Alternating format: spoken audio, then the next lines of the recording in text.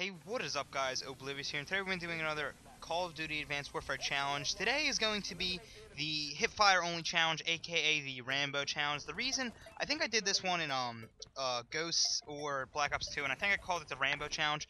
That was because I did it with an LMG and stuff like that, and you know, Rambo always just kind of has an LMG and he fires just like from the hip all the time.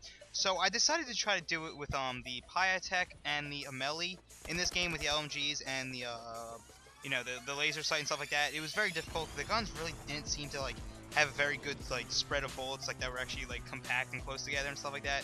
And I was really not doing very well at all.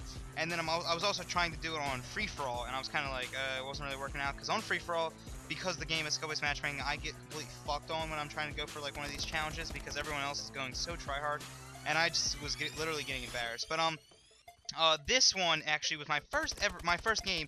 I was like, you know what, maybe it's not gonna work with the LMG. I'm gonna try it with a different gun. I immediately went to the ASM one with the reliable or whatever it's called, and I put on laser sight and foregrip, and this is the first game I ever tried it with, and I went 23-3, and it's honestly a solid gameplay. That's one of my only deaths right there that you'll see right then.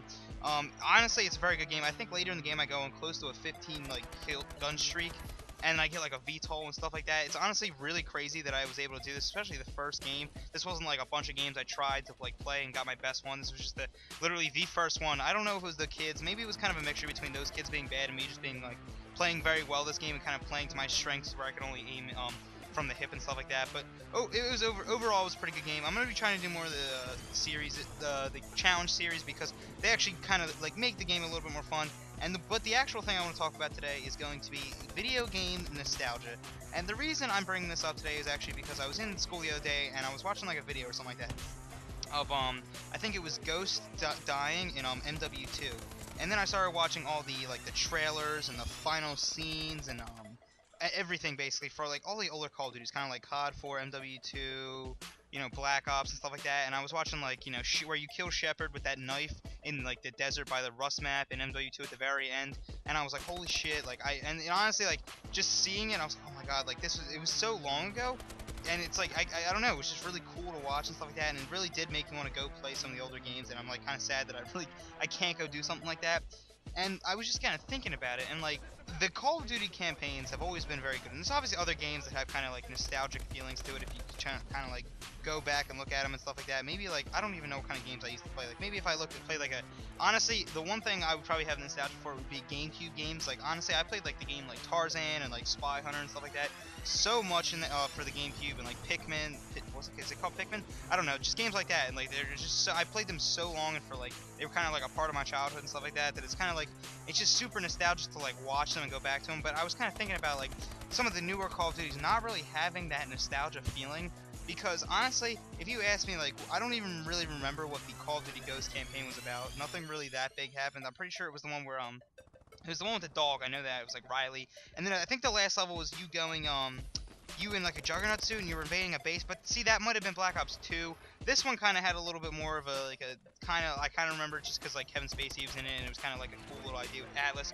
But like there was nothing really that big that happened. It was kind of cool. If by the way, if I don't want to ruin the campaign for you, but at the end of the campaign, you kill Kevin Spacey. I'm pretty sure like he's hanging off a building, and grabs your arm, and I think you cut off your arm and he falls to his death or something like that. But overall, I mean, like, I'm not gonna like remember those kind of things. Like, it wasn't really that big of like a deal. But I remember after playing the MW2 campaign, and me and like one of my other friends my other friends who also played the game back in the day were talking about it, like, holy shit, like that was such a cool scene where like you literally all your like friends were dying and stuff like that. And I forget if it's Price or I think it's Price who's on the ground and he's getting beat up by Shepard and stuff like that. And Shepard kind of like turned on you later earlier in that campaign when he like burned you and Ghost like alive and stuff like that. And then like you literally get the knife and he stabs you in the chest and you pick it out and you throw it and it hits him in the eye.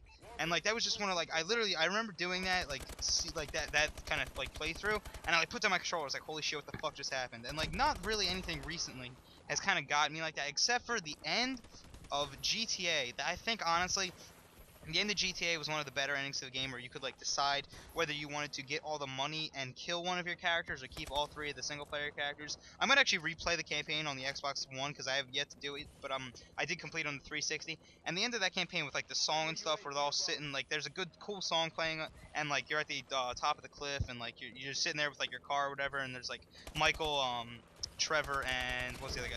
What's the guy's name? Michael, Trevor, and Franklin. I couldn't remember the Franklin's name for some reason, but overall it was like just a beast thing. And I'm just kind of thinking about other games like that that are like recently have come out, and like there hasn't been that many good games in the last like few years of like things that have like very big. There hasn't been a lot of games made recently that like have a lot of emotion like with them and stuff like that, and like just crazy scenes that like you literally just like talk about. You're like, oh, you need to talk about it right after it happens. But it was just kind of a little ramble about nostalgic feelings in old video games, just because I kind of like started watching some older Call of Duty videos and stuff like that. So hope you guys enjoyed the video. If you did, please leave a like here. And the gameplay was actually pretty cool. Hope you guys enjoyed that. And if you want to see more challenges, comment below if you have any challenges for me to do. Have a great day, everyone, and goodbye.